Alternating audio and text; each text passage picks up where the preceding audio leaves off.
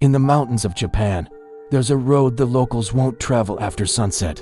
They say it leads to a place that doesn't like visitors. At the very end of that road, carved into the side of a mountain, is a tunnel. It's old, narrow, and unlit. The construction was never finished, and the legends say it's cursed. People tell stories about this place. Stories of drivers who enter its dark mouth and are never seen again.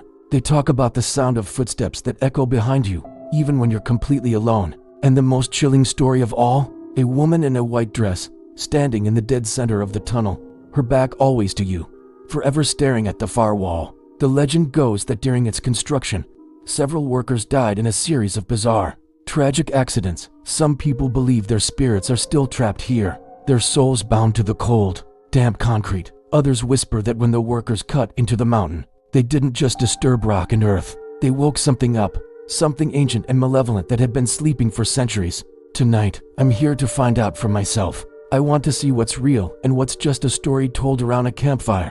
As I step inside, the air immediately changes. It's heavy, and a deep, unnatural cold seeps into my bones. The only sound is the dripping of water from the ceiling, a rhythmic tap, tap, tap that seems to count my steps. The beam of my flashlight cuts a lonely path through the oppressive darkness.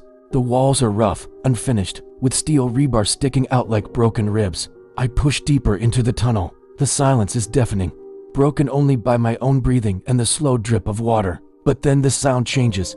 The dripping starts to sound less like water and more like whispers. Faint, unintelligible murmurs just at the edge of hearing. I tell myself it's just the acoustics, my mind playing tricks on me.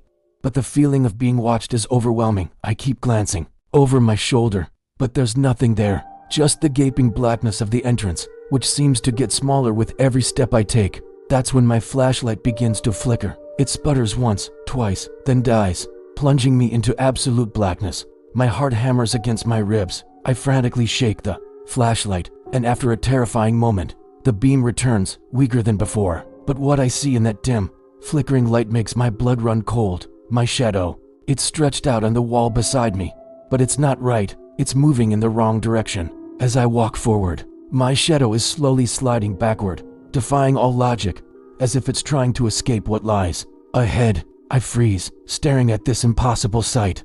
The whispering is louder now, a chorus of ghostly voices swirling around me. A paralyzing fear takes hold. I have to keep going. I have to see this through. I force my legs to move, one step at a time. The tunnel seems to be getting narrower. The walls feel like they're closing in, pressing down on me. The air is so cold now I can see my breath, a white cloud in the flashlight's beam.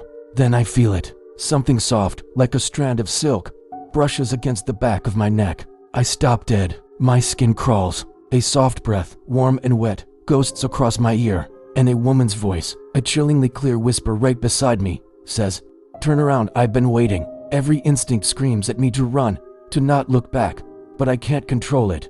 My body turns on its own. I slowly pivot, my flashlight beam shaking, cutting a frantic arc through the darkness. But the tunnel behind me, it's gone. There's no entrance, no way out, just an endless, consuming darkness.